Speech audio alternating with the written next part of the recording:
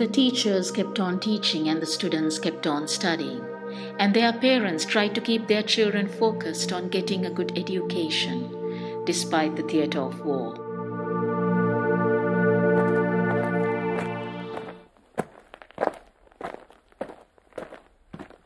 The top priority of the Jaffna parent was education.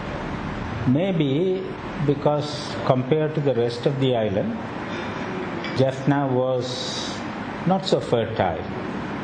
Water was difficult to reach, and for agricultural purposes, not for the major crops but for subsidiary crops, water has to be found from the deep wells.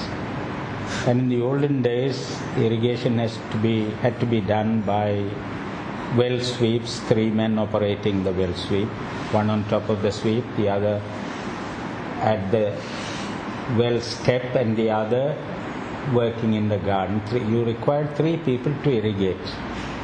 So it was a hard job. I always used to think, when after 16 or so I went down south and I had seen agriculture firsthand in the rest of the country in practice, I thought, why is the Jaffna man so accursed that he has to toil harder than the rest of his countrymen to raise his crops? That was one of the things I thought as a young man. Agriculture, if at all, whatever agriculture was done, was a back-breaking, tiresome, strenuous job, but still they persisted in cultivating mainly tobacco, onions and so on. So in such circumstances, I believe the Jaffna man later found those who had a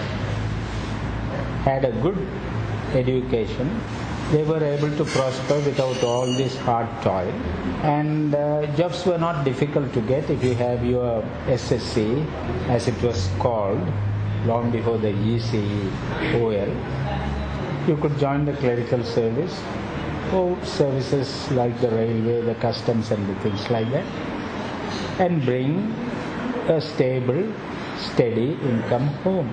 So education was seen then as a sort of passport to government job, and government jobs were permanent and pensionable. This term is one of the top favorites or pet words of the Jaffna man. Permanent and pensionable job. Any parent would be happy if the son, and not many daughters could get jobs under government. It was long before that. Luckily, Jaffna had a very good network of schools thanks to the missionaries.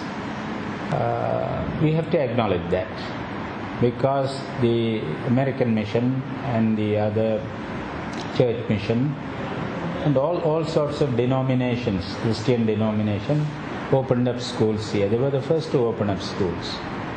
And English education was available to the rural poor children. So after independence, and particularly after 1956, things changed, and the English education was no longer the prestigious, enviable possession of the youth. You could have your education in the Sinhala medium and the Tamil medium. And of course, those who had their Sinhala medium certificates had a better chance at the government, because the Sinhala students constituted the majority. And so the privileged, or rather the enviable position the Tamil people of the north had under the British was, on the wane. They could no longer walk to an office and get employment as they used to under the British. So things changed, and of course, understandably, there was unemployment, educated unemployment. And these children of farmers and the peasants of the north, who had been having dreams of public offices or government jobs,